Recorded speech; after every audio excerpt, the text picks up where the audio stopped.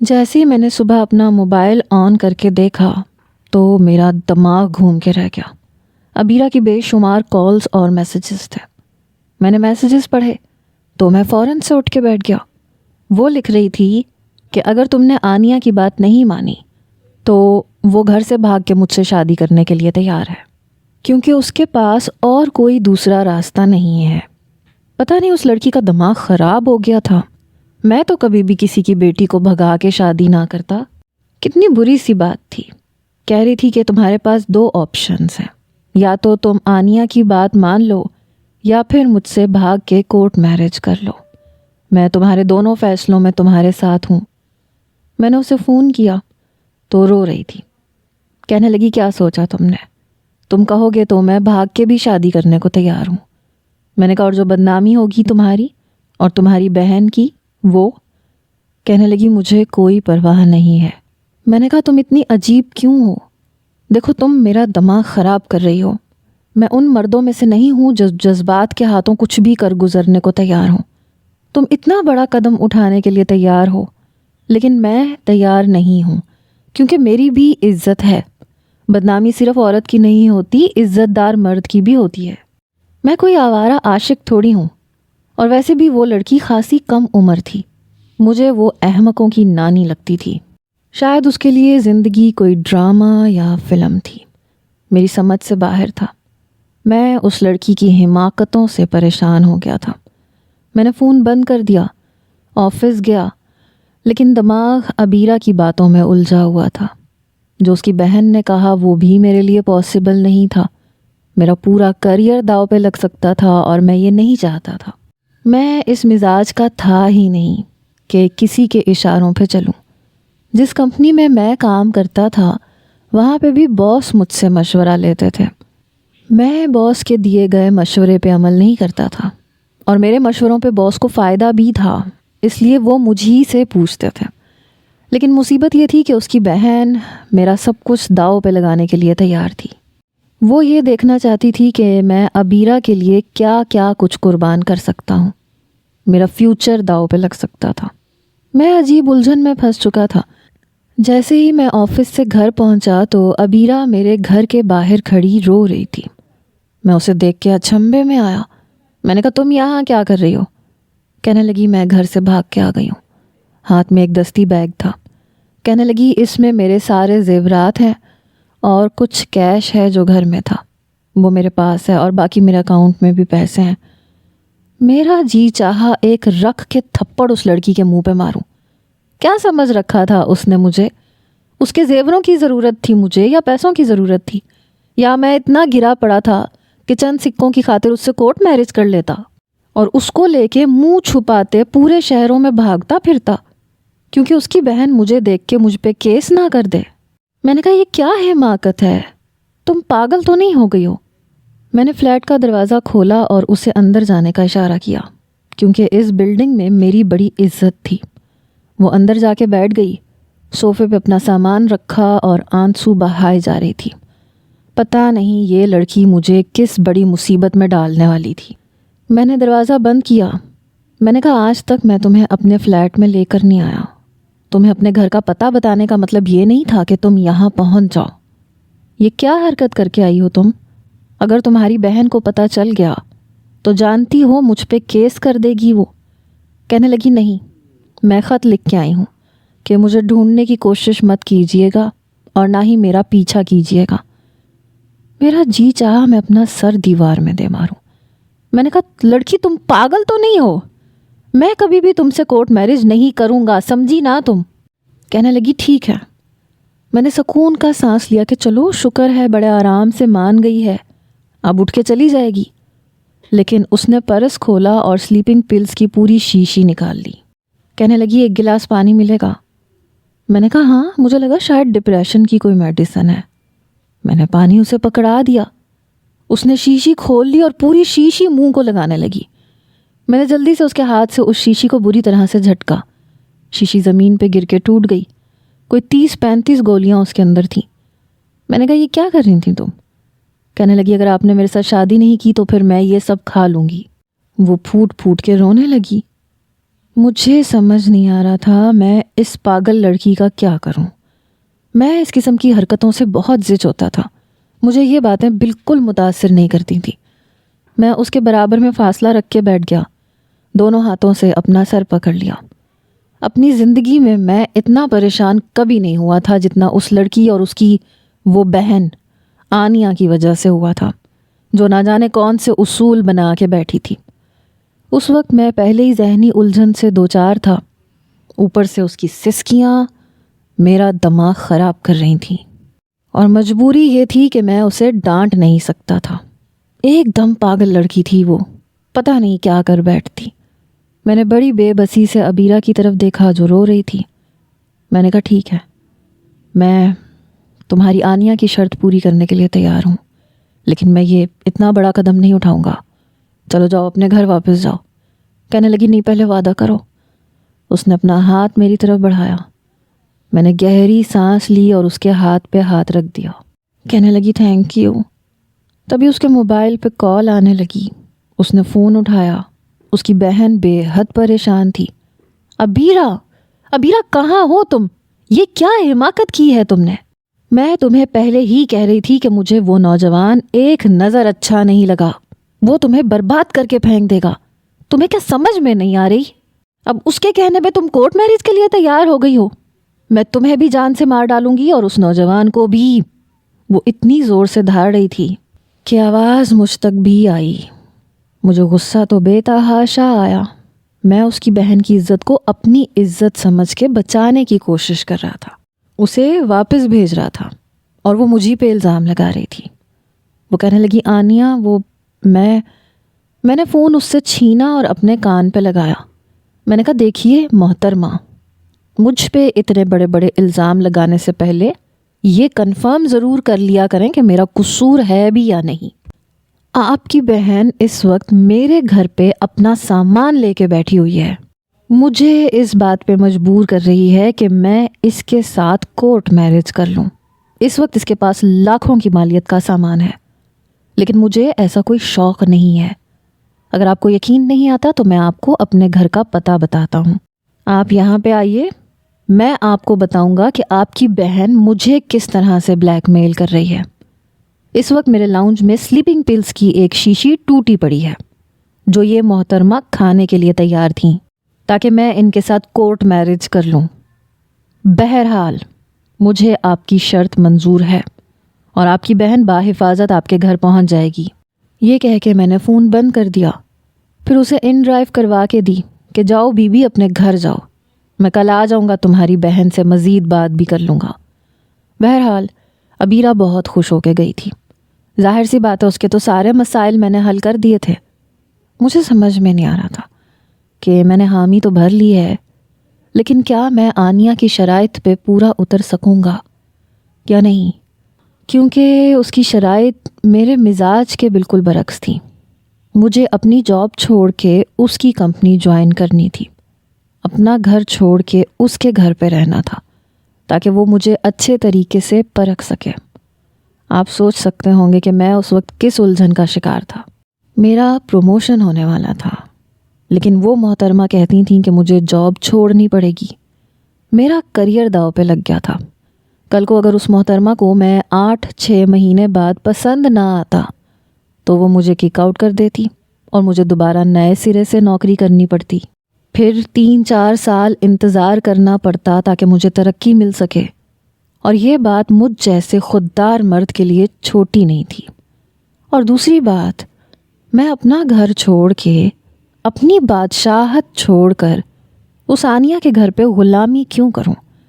آپ سمجھ سکتے ہیں کہ ایک تو مجھ سے کئی گناہ امیر عورت کے پاس اگر اختیارات آ جائیں تو وہ ویسے بھی مرد کو اپنے سامنے کچھ سمجھتی نہیں ہے، اور آنیا مجھے ایسی ہی لگتی تھی، اپنی برتری جتانے سے وہ کبھی باز نہیں آتی۔ اگر وہ ایک بار بھی یہ کہہ دیتی کہ تم میرے ٹکڑوں پہ یہاں بیٹھے ہو میرے گھر پہ، تو میں شاید عبیرہ کے کسی جذبے کا بھی لحاظ نہیں کرتا، میں لات مار کے آ جاتا۔ میں نے آپ کو پہلے بھی بتایا تھا کہ میں خوددار قسم کا مرد ہوں، اور پھر ایسی عورتیں جو با اختیار ہوں، اپنا کام کاروبار خود سنبھال رہی ہوں، وہ اپنے سامنے مرد کو نیچا دکھانے کی حتی الامکان کوشش کرتی ہیں، اور یہ بات میرے مزاج کے بالکل خلاف تھی۔ یہ یا تو وہ مرد کر سکتے ہیں جو ہر حال میں پیسوں کے لالچی ہوں، یا پھر آرام پرست ہوں جو یہ چاہتے ہوں کہ کوئی بات نہیں، عورت کے پیسے کے پیچھے دم ہلانا آسان ہے، کمانا مشکل ہے۔ میں کچھ بھی کر سکتا تھا لیکن کسی کے پیچھے دم ہلا کے نہیں چل سکتا تھا۔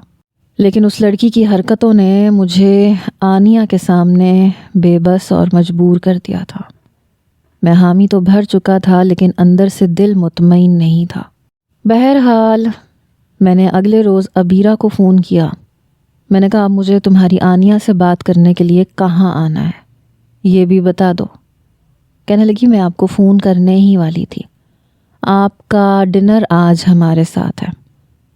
میں نے کہا اچھا ٹھیک ہے۔ میں آفس سے واپس آیا، ہلکا پھلکا تیار ہوا، دل میرا اندر سے بجھا ہوا تھا۔ میں 8 بجے عبیرہ کے گھر پہنچا۔ خاصا بڑا بنگلہ تھا۔ چوکیدار نے دروازہ کھولا۔ میں نے اپنی گاڑی اندر پارک کی، گاڑی سے نیچے اترا۔ استقبال کے لیے عبیرہ اور اس کا بھائی باہر کھڑا تھا۔ وہ کافی اچھے طریقے سے مجھ سے ملا، ہاتھ ملایا، گلے بھی ملا۔ وہ دونوں ہی آنیہ سے چھوٹے تھے۔ ان کی ہمراہی میں میں اندر گیا۔ وہ محترمہ ابھی بھی ساڑی میں ملبوس تھیں، وہی بالوں کا جوڑا بنایا ہوا تھا، کسی استانی کی طرح ٹانگ پہ ٹانگ رکھے لاؤنج کے صوفے پہ بیٹھی ملازمہ سے بات کر رہی تھی۔ فش فرائی کر لی تم نے؟ ملازمہ کہنے لگی جی بیگم صاحبہ فرائی ہو رہی ہے۔ دیکھو روٹیاں بالکل گرم اور تازہ ہونی چاہیے، کوئی بھی چیز ذرا سی بھی ٹھنڈی ہوئی تو دیکھ لینا تمہاری شامت میرے ہاتھوں بہت بری آئے گی۔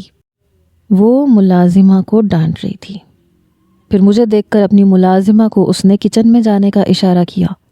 ملازمہ فوراً سے کچن میں چلی گئی۔ محترمہ کو اتنی زحمت نہیں ہوئی کہ اٹھ کے کھڑی ہی ہو جاتی۔ میں نے سلام کیا تو کہنے لگی وعلیکم السلام، تشریف رکھیے۔ میں صوفے پہ بیٹھ گیا۔ پھر کہنے لگی جوس میں کون سا فلیور پسند کرتے ہیں آپ؟ میں نے کہا میری کوئی خاص چوائس نہیں ہے، جو ایزیلی اویلیبل ہے آپ وہی پیش کر دیں۔ اس نے ملازمہ کو جوس لانے کے لیے کہا۔ وہ پوری ٹرالی لے کے آئی تھی جس میں 12 قسم کے مختلف جوسز کے پیک پڑے ہوئے تھے، ساتھ میں برف شیشے کے باؤل میں تھی، گلاس بھی موجود تھے۔ ٹرے اس ملازمہ نے میرے سامنے رکھ دی۔ عبیرہ آگے بڑھی، ارتسام آپ کون سا فلیور پسند کریں گے؟ وہ شاید میرے گلاس میں جوس ڈالنا چاہتی تھی، لیکن اس کی آنیہ نے کہا عبیرہ یہاں بیٹھو میرے پاس۔ ملازمہ کس لیے ہے؟ وہ سرو کرنا اچھے طریقے سے جانتی ہے۔ بڑا سخت اور باروب سا لہجہ تھا۔ ملازمہ مجھ سے پوچھنے لگی۔ میں نے کہا ایپل۔ اس نے ایپل جوس میرے گلاس میں ڈال کے مجھے پیش کر دیا۔ عبیرہ کا بھائی شیراز میرے برابر میں بیٹھ گیا۔ تبھی آنیہ کہنے لگی شیراز جاؤ تم پیپرز لے کر آؤ۔ وہ کہنے لگا جی آنیہ، وہ اٹھ کے فوراً چلا گیا۔ میں یہ سوچ رہا تھا کہ پیپر کس چیز کے؟ 5 منٹ بعد وہ واپس آیا اور پیپر میرے سامنے ٹیبل پہ رکھ دیے۔ آنیہ کہنے لگی مسٹر ارتسام آپ یہ پڑھ لیں۔ میں نے گلاس ایک طرف رکھا، پیپر اٹھائے اور پڑھنے لگا۔ جیسے جیسے اس کی شرائط 1 by 1 میں پڑھتا جا رہا تھا، میرا فشار خون بڑھنے لگا تھا۔ مجھے لگ رہا تھا جیسے یہ لڑکی ذہنی طور پہ شاید پاگل ہے، یا شاید پورا خاندان ہی پاگل لوگوں کا ہے۔ چھوٹی بہن جذبات کی رو میں بہہ جانے کو تیار تھی، بڑی اپنے اصولوں پہ 1 انچ بھی ہلنے کو تیار نہیں تھی، اور میں شاید کاٹھ کا الو بن کے اشاروں پہ چل رہا تھا۔ 1 by 1 پوائنٹس لکھے ہوئے تھے کہ 1 سال تک میں اس کے گھر پہ رہنے کا پابند ہوں گا، اس کے ساتھ اس کی کمپنی میں اس کے مطابق کام کروں گا۔ اس کے بعد وہ جج کرے گی کہ میں اس کی بہن کے قابل ہوں یا نہیں ہوں۔ اسے ڈسپلن پسند ہے اور مجھے گھر میں رہتے ہوئے اس ڈسپلن کا خیال رکھنا پڑے گا۔ اور بھی بہت سی الٹی سیدھی باتیں ہیں جو میرے نزدیک تو شاید اہمیت ہی نہیں رکھتی تھیں۔ بہرحال میں نے شیراز سے ہی پین مانگا۔ مجھے اس وقت اپنا آپ قربانی کا بکرا لگ رہا تھا۔ میں نے پین پکڑا سائن کر دیا۔ وہ کہنے لگی یہ شرائط 1 سال کی ہیں، اگر آپ ان شرائط پر پورا اتر گئے اور آپ کی شادی میں نے اپنی بہن سے طے کر دی تو اس کی شرائط الگ ہوں گی۔ میں نے کہا دیکھیں میری بات سنیں، یہ 1 سال کی شرائط میں آپ کی مان رہا ہوں، لیکن شادی کے بعد میں اپنے گھر پہ رہوں گا۔ اس نے کوئی جواب نہیں دیا۔ پھر کہنے لگی عبیرہ جاؤ ملازمہ سے کہو کھانا لگائے۔ ملازمین کھانا لگانے لگے۔ پورا ٹیبل مختلف قسم کے لوازمات سے بھرا پڑا تھا، سب کے سامنے نیپکن پڑے ہوئے تھے۔ میں بھی شیراز کے برابر والی کرسی پہ بیٹھ گیا۔ سب نے نیپکن اپنی گود میں رکھا۔ 2 ملازمین ٹیبل کے پاس موجود کھڑے تھے جو سب کی پلیٹ میں پوچھ پوچھ کے ان کے پلیٹوں میں کھانا ڈال رہے تھے۔ مجھے ان چونچلوں کی عادت نہیں تھی، مجھے بڑا عجیب لگ رہا تھا۔ ایک ملازمہ میرے پاس بھی کھڑی ہو گئی۔ یس سر، آپ کو کیا چاہیے؟ میں نے کہا بس چکن پلاؤ ڈال دو۔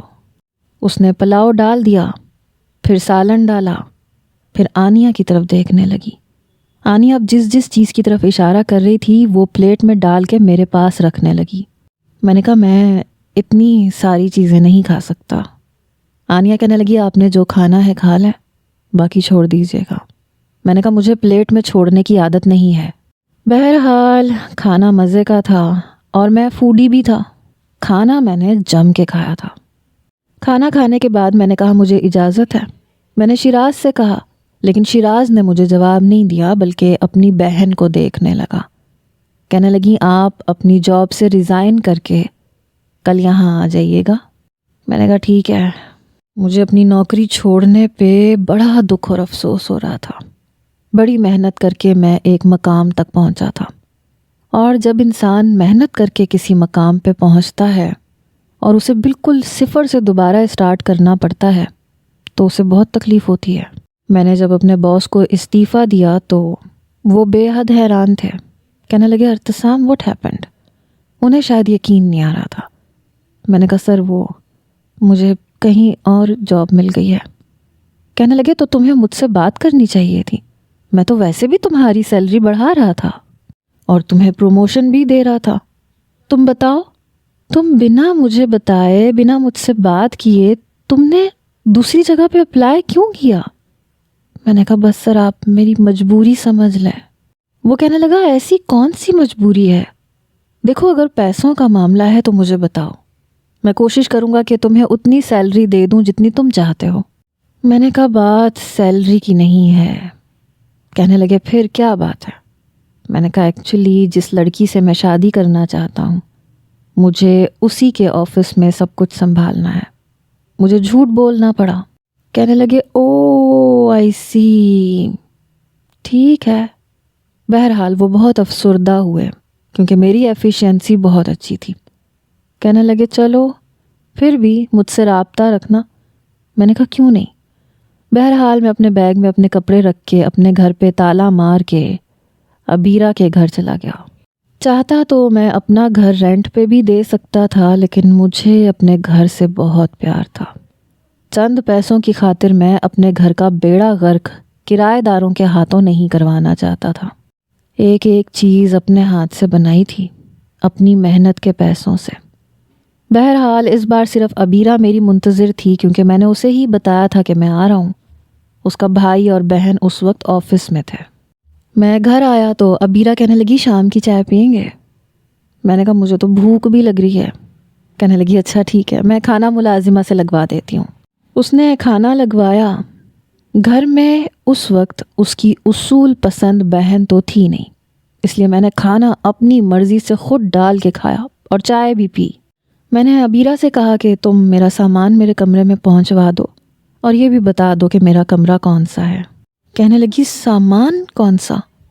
میں نے کہا وہ شاید میری گاڑی کی ڈگی میں رہ گیا ہے۔ کہنے لگی آپ کو کس نے کہا تھا کہ سامان لے کے آئیں؟ میں نے کہا تو میں کپڑے کون سے پہنوں گا؟ اپنے کپڑے تو لانے تھے نا مجھے۔ کہنے لگی نہیں اس کی ضرورت نہیں تھی، ابھی کچھ دیر میں ہماری بوتیک سے ٹیلر آ جائے گا، وہ آپ کا ناپ لے جائے گا۔ میں نے کہا کیا مطلب؟ کہنے لگی آج کے بعد نا آپ کو وہی کپڑے پہننے پڑیں گے جو آنیہ کو پسند ہوں گے۔ یہ سن کے مجھے بڑی حیرت ہوئی تھی۔ میں نے کہا اس بات کا کیا مطلب ہے؟ یعنی میں اپنی پسند کے کپڑے بھی نہیں پہن سکتا؟ کہنے لگی نہیں، آپ جو پہنتے ہیں وہ ٹھیک نہیں ہے۔ جھجکتے ہوئے اس نے یہ بات کہی۔ میں اپنی ہر چیز اپنی مرضی کے مطابق لینے اور پہننے کا عادی تھا۔ میں نے آج تک کبھی کسی کی پسند کے کپڑے نہیں پہنے تھے۔ میں نے کہا ابیرا دیکھو، میں کپڑے اپنی پسند کے پہنتا ہوں۔ کہنے لگی ہمارے گھر میں سب آنیا کی پسند کے پہنتے ہیں، ہماری ایک بوتیک ہے جہاں سے ہمارے کپڑے سلتے ہیں۔ کچھ ہی دیر میں باہر کی بیل بجی اور ملازمہ نے آ کے بتایا کہ وہ ٹیلر آ گیا ہے۔ وہ کہنے لگی اچھا ٹھیک ہے، اسے اندر بھیجو۔ میں ابیرا کو گھور گھور کے دیکھ رہا تھا۔ یہ کیسی غلاموں والی زندگی تھی، مگر یہ تو شاید شروعات تھی۔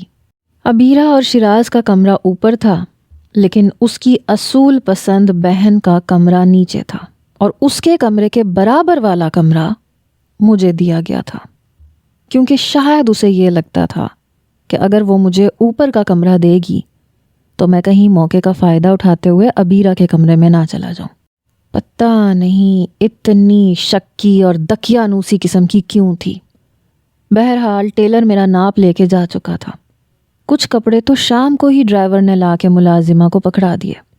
اس نے میری الماری میں انہیں ہینگ کر دیا، اور باقی کپڑے 2-4 دن میں آ جانے تھے، جس میں واکنگ ٹریک کا سوٹ بھی شامل تھا، نائٹ سوٹ بھی۔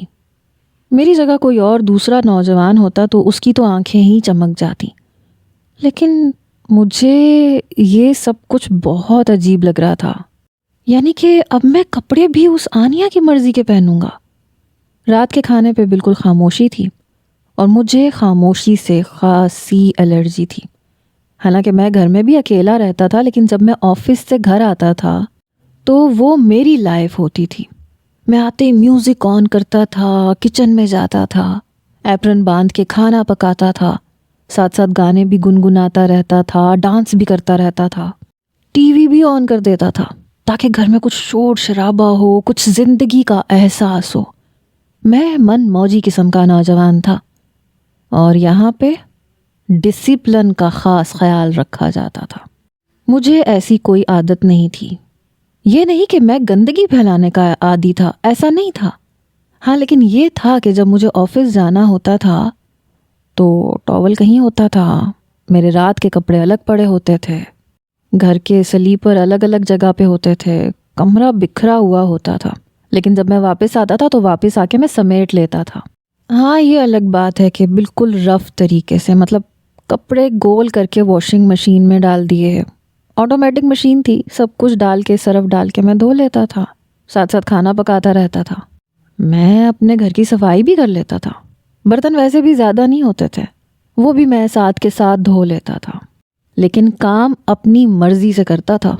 موڈ ہوتا تھا تو پورے گھر کے جالے بھی اتار لیتا تھا، خصوصی طور پہ صفائی بھی کر لیتا تھا۔ لیکن جب موڈ نہیں ہوتا تھا تو 2 دن بکھرا پڑا رہتا تھا گھر، میں کچھ بھی نہیں سمیٹتا تھا۔ ڈائننگ ٹیبل پہ لگ رہا تھا کہ بس صرف کانٹوں اور چمچوں کی ہی آواز کی اجازت تھی۔ بڑی خاموشی سے سب کھانا کھا رہے تھے۔ کھانا کھانے کے بعد آنیا مجھ سے کہنے لگی، مسٹر ارتسام جنید، ہمارے ہاں صبح کا ناشتہ جاگنگ کے بعد کیا جاتا ہے، اس لیے آپ کو صبح 7 بجے تک اٹھنا پڑے گا۔ 8 بجے ناشتہ ہوگا اور اس کے بعد آپ میرے ساتھ آفس جائیں گے۔ پھر شیراز سے کہنے لگی، اور تم کل سائٹ ایریا پہ جاؤ گے؟ وہ کہنے لگا جی۔ آنیا اب ابیرا سے کہنے لگی، تمہارے کمپیوٹر کورسز کی میں بات کر چکی ہوں، ڈرائیور تمہیں 2 بجے دوپہر تمہارے کمپیوٹر سینٹر پہ چھوڑ آ جائے گا اور لینے بھی آ جائے گا۔ وہ کہنے لگی جی آنیا۔ ایسے لگ رہا تھا وہ کوئی مہارانی ہے اور باقی سب اس کی رعایا یا غلام۔ سب نے کیا کیا کرنا تھا اس بات کا فیصلہ وہ آنیا میڈم کرتی تھی۔ خیر مجھے اس بات سے غرض نہیں تھی کہ اس کے دونوں بہن بھائی اس کے حکم کے غلام ہیں، لیکن میں اس مزاج کا نہیں تھا۔ میں نے ہمیشہ اپنی مرضی سے زندگی گزاری تھی۔ یہ کوئی آسان کام نہیں تھا جو ابیرا کی وجہ سے مجھے کرنا پڑا تھا۔ رات کے 11 بجے پورے بنگلے میں موت جیسی خاموشی تھی۔ نہ مجھے نیند آ رہی تھی اور نہ میرا یہاں پہ دل لگ رہا تھا۔ میں رات کو 12 بجے تک اپنی مرضی کے چینل دیکھتا تھا، میوزک سنتا تھا اور پھر سوتا تھا، لیکن یہاں پہ شاید سب لوگوں کو گھڑی دیکھ کے نیند آتی تھی۔ کافی دیر میں اپنے موبائل پہ ہینڈ فری لگا کے مختلف چیزیں دیکھتا رہا۔ اس کے بعد تقریباً 12:30 بجے میں سویا۔ ایسا لگا کہ ابھی سویا ہی تھا اور ابھی کسی نے میرے کمرے کا دروازہ کھٹکھٹا دیا۔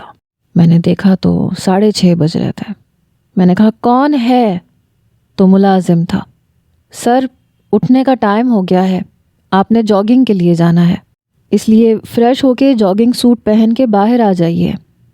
میں نے کہا پتہ نہیں کیا مصیبت ہے یار، ایسے لگ رہا بورڈنگ اسکول میں آ گیا ہوں۔ اس وقت اٹھو، اس وقت نہاؤ، اس وقت کھانا کھاؤ۔ کیا تھی یہ لڑکی؟ دیکھنے میں چھٹانک بھر کی تھی، دبلی پتلی سی، ساڑی یوں پہنتی جیسے پتہ نہیں کتنی بڑی ہے، اور حکم یوں چلاتی تھی جیسے نہ جانے کہاں کی ریاست کی مہارانی ہے۔ عجیب مزاج کی تھی۔ میں نے کمبل پیچھے ہٹایا۔ سردی کہہ رہی تھی کہ کیوں اپنی جان پہ ظلم کر رہا ہے اس ٹائم اٹھ کے۔ بڑی مشکل سے اٹھ کے کھڑا ہوا، جمائیاں لیتے ہوئے میں نے منہ دھویا، اپنا ٹریکنگ سوٹ پہنا، باہر آیا تو شیراز اور عبیرہ کی بھی کچھ ایسی ہی حالت تھی۔ عبیرہ بھی جمائیاں لے رہی تھی، ایک فریش تھی تو ان میں آنیہ تھی۔ شیراز کی شکل پہ بھی 12 بجے ہوئے تھے۔ شاید اپنے کمرے میں یہ دونوں بھی میری طرح موبائل پہ ہی وقت گزارتے تھے۔ بہرحال ان کے بنگلے کے کچھ ہی دور ایک بہت بڑا گارڈن تھا، سب وہیں پہ واک کر رہے تھے۔ میں عبیرہ کے ساتھ چلنے لگا، وہ بھی جمائیاں لے رہی تھی۔ میں نے کہا یہ تمہاری بہن کے ساتھ مجھے کوئی دماغی مسئلہ لگتا ہے۔ وہ 10 قدم آگے شیراز کے ساتھ واک کر رہی تھی۔ کہنے لگی آہستہ بات کرو، آنیہ سن لیں گی تو کیا سوچیں گی؟ میں نے کہا جو سوچنا ہے سوچنے دو، میں تو تنگ آ گیا ہوں یار۔ دیکھو مجھے اس طرح قیدیوں والی زندگی بالکل پسند نہیں ہے۔ محبت تم نے کی ہے اور سزا میں بھگت رہا ہوں۔ ایسے تو یا تو جیلوں میں ہوتا ہے یا بورڈنگ اسکول میں ہوتا ہے، عام گھروں میں تو ایسے نہیں ہوتا۔ وہ کہنے لگی ہمارے گھر میں ہوتا ہے، چپ رہو، اگر انہوں نے بات سن لی نا تو کتنا برا امپریشن پڑے گا تمہارا۔ میں نے کہا باہر میں گیا امپریشن، مجھے اس وقت بڑی نیند آ رہی ہے، اور سردی دیکھی ہے تم نے، اس ٹائم تو شاید ویسے بھی مائنس چل رہا ہوگا، اور یہ پاگل لڑکی ہمیں پارک میں واک کیوں کروا رہی ہے؟ موسم کا ہی لحاظ کر لیتا انسان، یہ موسم کمبل میں مزے سے سونے کا ہوتا ہے۔ بہرحال مسلسل 1.5 گھنٹے اس لڑکی نے واک کی، حالانکہ بیچ میں اور عبیرہ بینچ پہ بیٹھ گئے تھے، شیراز بھی بیٹھ چکا تھا۔ ہم تینوں ہی خاص سے بیزار لگ رہے تھے۔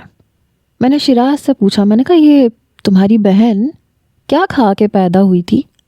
میری بات پہ وہ ذرا سا مسکرایا، کہنے لگا پتہ نہیں، مجھ سے بڑی ہیں اس لیے مجھے نہیں پتا۔ عبیرہ کہنے لگی مجھے تو بہت سخت نیند آ رہی ہے، آپ لوگ آفس چلے جاؤ گے نا تو میں اپنی نیند پوری کروں گی۔ شیراز کہنے لگا تمہارے مزے ہیں بھائی، جب تمہارا دل چاہتا ہے سو جاتی ہو، بس ایک سب سے زیادہ نخرے نا آنیاں تمہارے اٹھاتی ہیں۔ مجھے تو لگتا ہے جیسے میں 24 گھنٹے میں سے صرف 7 گھنٹے اپنی مرضی کی زندگی گزارتا ہوں، ورنہ مجھے آپ ہی اپنا کوئی ریموٹ محسوس ہوتی ہیں۔ شیراز آنیہ سے خاصا بیزار لگ رہا تھا۔ میں نے کہا ویسے تمہاری ہمت ہے یار، تم اپنی بہن کو برداشت کر رہے ہو، اور وہ بھی پتہ نہیں کتنے سالوں سے۔ مجھ جیسا بندہ 24 گھنٹے نہیں رہ سکتا اس کے ساتھ۔ میری بات سن کے وہ ذرا سا مسکرایا، کہنے لگا خیر اب تو آپ بھی ہماری فیملی میں شامل ہونے والے ہیں، آپ کو بھی ان سب چیزوں کا عادی ہونا پڑے گا۔ 1 سال کا عرصہ آنیہ نے ایسے ہی تو نہیں رکھوایا، 1 سال کے بعد آپ کو گھڑی کی سوئیوں کے ساتھ زندگی گزارنی آ جائے گی۔ میں نے کہا ایسی بھی کوئی بات نہیں ہے، ہو سکتا ہے 1 سال میں تم لوگوں کے گھر کا نقشہ بدل دوں، اور تمہاری بہن کا بھی۔ یہ جو گھڑی کی سوئیوں کے مطابق چلتی ہے نا، یہ گھڑی دیکھنا ہی نہ بھول جائے کہیں۔ شیراز ہنسنے لگا، کہنے لگا نو چانس۔ یہ کہہ کے کھڑا ہوا اور دوبارہ سے واک کرنے لگا۔ عبیرہ کہنے لگی چلو اب آخر کے 2 راؤنڈ کر لو پھر بیٹھ جائیں گے۔ میں نے کہا نہیں میں تو نہیں جا رہا، میری ٹانگوں کا تو کباڑا ہو گیا ہے، تم لوگ عادی ہو میں عادی نہیں ہوں، بس میں اب اور واک نہیں کروں گا۔ کہنے لگی آنیہ نے دیکھ لیا تو؟ میں نے کہا یہ دیکھو۔ میں نے اپنے دونوں ہاتھ جوڑ کے اسے دکھائے، میں نے کہا بس کر دو یار، آنیا نہ ہوگی، پتہ نہیں کیا ہو گئی، مجھے تو تمہاری بہن سے ذرا بھی ڈر نہیں لگتا۔ عبیرہ مجھے فہمائشی نظروں سے دیکھتی ہوئی واکنگ ٹریک پہ جا چکی تھی۔ میں نے زور سے انگڑائی لی، گلے میں لٹکا ہوا ٹاول اتارا جو کہ پسینہ صاف کرنے کے لیے لٹکایا ہوا تھا، اسے بینچ پہ تکیے کی طرح لپیٹ کے رکھا اور لیٹ کے سو گیا۔ کہتے ہیں نا نیند آنی ہو تو کہیں بھی آ جاتی ہے۔ شاید 15-20 منٹ کے بعد مجھے عبیرہ نے ہی ہلا کے اٹھایا۔ میں ہڑبڑا کے اٹھا، کہنے لگی جلدی چلیں، آنیا آ رہی ہیں۔ مجھے عبیرہ پہ بے تحاشا غصہ آیا تھا، مجھے عجیب مصیبت میں پھنسا چکی تھی۔ میں اپنی مرضی کا مالک انسان تھا۔ جیسے ہی واپس آئے سب کو نہانے کا حکم ملا، فریش ہو کے تیار ہو کے پھر ناشتہ ملنا تھا۔ مجھے بے تحاشا غصہ آ رہا تھا۔ نہا کے جب میں اپنے کمرے میں آیا تو میرے بیڈ پہ ایک پینٹ کوٹ رکھا ہوا تھا، یعنی کہ جو کپڑے اس محترمہ نے میرے لیے سلوائے تھے ان میں سے میں نے کیا پہننا تھا وہ بھی اس نے طے کرنا تھا، یا شاید ملازمہ اپنی مرضی سے کچھ رکھ گئی تھی۔ خیر میں نے کپڑے پہنے، اپنے بال بنائے، پرفیوم لگایا، باہر آیا۔ تب تک شیراز اور عبیرہ بھی ڈائننگ ٹیبل پہ موجود تھے۔ میں شاید کچھ لیٹ ہو گیا تھا، ناشتہ لگ چکا تھا اور ملازمہ سب کو ناشتہ سرو کروا رہی تھی۔ میں جیسی کرسی پہ بیٹھا، آنیا نے میری طرف دیکھا، پھر گھڑی کی طرف دیکھنے لگی۔ کہنے لگی مسٹر ارتسام جنید، آپ پورے 5 منٹ لیٹ ہیں۔ کل سے آپ کوشش کیجئے گا کہ آپ یہ 5 منٹ بھی لیٹ نہ ہوں۔ میں نے کہا ایک بات پوچھوں آپ سے، برا تو نہیں منائیں گی؟ کہنے لگی اگر برا منانے والی ہوگی تو ظاہر سی بات ہے کہ ضرور مناؤں گی۔ میں نے کہا پھر رہنے دیں، میں پوچھنا چاہ رہا تھا کہ کیا تم بھی گھڑی کا وقت دیکھ کے پیدا ہوئی تھی کیا؟ اس نے مجھ سے دوبارہ پوچھا بھی نہیں کہ آخر کیا کہنا چاہتے تھے تم۔ بڑے آرام سے ناشتہ کر رہی تھی۔ پھر کہنے لگی بائی دا وے آپ کی ایج کیا ہے؟ میں نے کہا 30+۔ میری بات سن کے اس نے ایک نظر عبیرہ کی طرف دیکھا، کہنے لگی 30 سے کتنا پلس؟ مجھے اس کے اس قسم کے سوالوں سے چڑ ہونے لگتی تھی۔ میں نے کہا مجھے یاد نہیں ہے۔ کہنے لگی کیا مطلب ہے، آپ کا برتھ سرٹیفکیٹ نہیں تھا کیا؟ میں نے کہا وہ میری ماں نے بنوایا تھا، ہو سکتا ہے 1-2 سال کم کر دیے ہوں، مجھے نہیں پتا، لیکن میں بس 31 سال کا ہوں۔ کہنے لگی عبیرہ اس وقت 23 سال کی ہے، اور جہاں تک مجھے عبیرہ نے بتایا تھا تو جب وہ 1st سیمسٹر میں تھی تو آپ شاید 3rd سیمسٹر میں تھے۔ میں نے کہا ہاں، ایکچولی بات یہ ہے کہ میں اپنے والدین کا اکلوتا بیٹا تھا، اس لیے انہوں نے میرا اسکول میں ایڈمیشن کچھ لیٹ کروایا تھا۔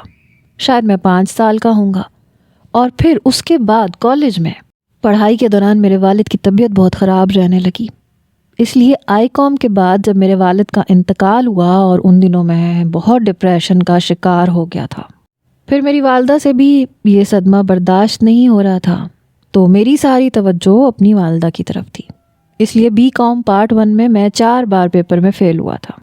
میری 4 سپلیاں آئی تھیں، پھر میں نے دوبارہ سے پیپر دیے تو پھر 3 سپلیاں آئیں، پھر دوبارہ سے پیپر دیے تو پھر 2 سپلیاں آئیں، اور پھر چوتھی بار انہوں نے منع کر دیا کہ پورا سال دوبارہ سے پڑھو، تو اس حساب سے میں یونیورسٹی میں کچھ لیٹ ہو گیا۔ میں نے سچ بتایا تھا۔ آنیا نے پہلے تو مجھے بڑے غصے سے دیکھا، پھر عبیرہ کو، پھر کہنے لگی آپ عبیرہ سے اچھے خاصے بڑے ہیں۔ میں نے کہا جی ہاں، میں نے چائے کا سپ لیتے ہوئے کہا تھا۔ اس کے ماتھے پہ بل پڑے، اٹھ کے کھڑی ہو گئی، کہنے لگی چلیں آفس جانا ہے، شیراز تم سائٹ ایریا سے ہو کے آفس آ جانا۔ وہ کہنے لگا جی آنیا بالکل۔ میں اس کے ساتھ آفس چلا گیا۔ پورا راستہ ڈرائیور کی شامت اس کے ہاتھ آتی رہی، شاید اپنا غصہ نکالنے کی کوشش کر رہی تھی، اور اس کا بلا وجہ بات بات پہ ڈرائیور کو ذلیل کرنا مجھے بڑا برا لگ رہا تھا۔ ایسے لگ رہا تھا ڈرائیور کو نہیں سنا رہی، مجھے سنا رہی ہے۔ غصے کا تو میں بھی بہت خراب تھا، اور میں نہیں چاہتا تھا کہ میرا دماغ آؤٹ آف کنٹرول ہو اور میں اس لڑکی کو کھری کھری سنا دوں۔ میں نے تو نہیں اس کی بہن کو کہا تھا کہ مجھ سے محبت کرو یا میری محبت میں مبتلا ہو جاؤ، لیکن اس سے یہ لگتا تھا جیسے میں نے یہ سب کچھ پری پلان کیا ہے۔ جیسے ہی ہم آفس پہنچے اس نے میرے ساتھ